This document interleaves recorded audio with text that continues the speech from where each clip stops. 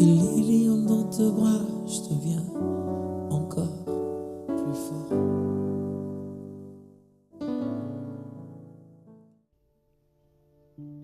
Bonjour, bonsoir, bien-aimés dans le Seigneur.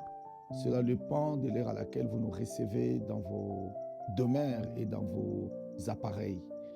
Bien-aimés dans le Seigneur, je réponds au nom du révérend Élisée Mwamba, du Centre international évangélique du Royaume de Dieu en cycle sur route. Nous revenons encore vers vous pour la bénédiction de la semaine, une prise en charge divine.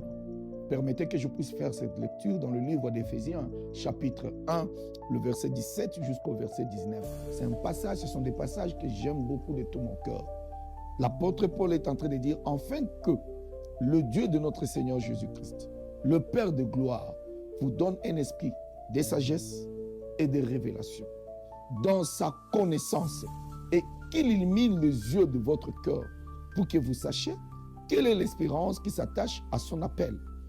Quelle est la richesse de la gloire de son héritage qu'il réserve aux saints?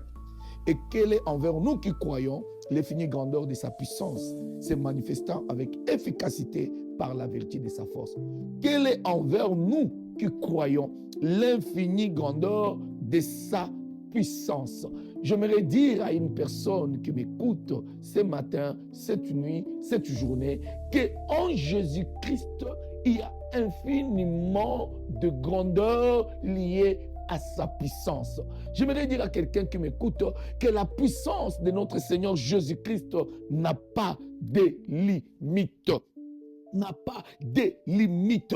Alors, faisons un exercice. Regardez votre vie. Si vous constatez que dans votre vie, il y a des limites quelque part, ce qui veut dire que la puissance de Jésus-Christ, vous ne l'avez pas encore utilisée dans toute sa totalité. Voilà pourquoi, au courant de cette semaine, je viens vous bénir afin que vous puissiez utiliser toutes les options liées, attachées à la puissance de la grandeur du nom de Jésus-Christ. La puissance infinie de la grandeur du nom de Jésus-Christ. Voilà pourquoi je déclare, comme ambassadeur plénipotentiel du royaume de l'Éternel, que l'Éternel vous bénisse en vous donnant la sagesse et en vous donnant de la révélation dans sa connaissance, que rien ne puisse vous surprendre. La grandeur de Dieu, ce qui fait Dieu Dieu, c'est sa capacité de cacher les choses. Ce qui fera de toi roi, c'est ta capacité de découvrir les choses que Dieu a cachées. Alors reçois la sagesse au nom de Jésus-Christ de Nazareth. Reçois la révélation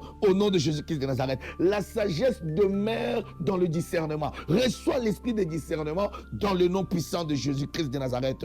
Que l'Éternel illumine tes yeux. Je déclare que l'Éternel illumine tes yeux. Je déclare que l'Éternel illumine les yeux de votre cœur. Que les yeux de votre cœur ne soient plus aveugles. Que les yeux de votre cœur puissent commencer à voir comme il faut.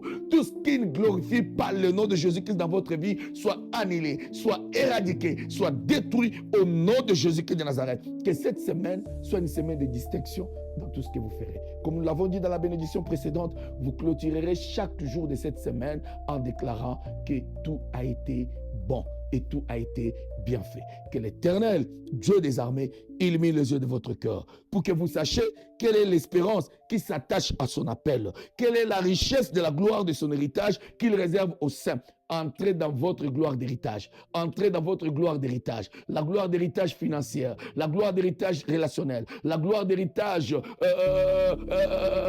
conjugal, la gloire d'héritage de la fécondité. Dans tous les domaines, que cela soit votre partage au nom puissant de notre Seigneur et Sauveur Jésus-Christ de Nazareth.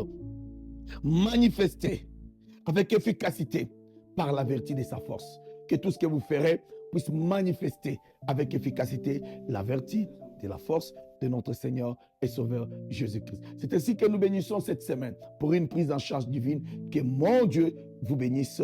À la prochaine. Merci beaucoup.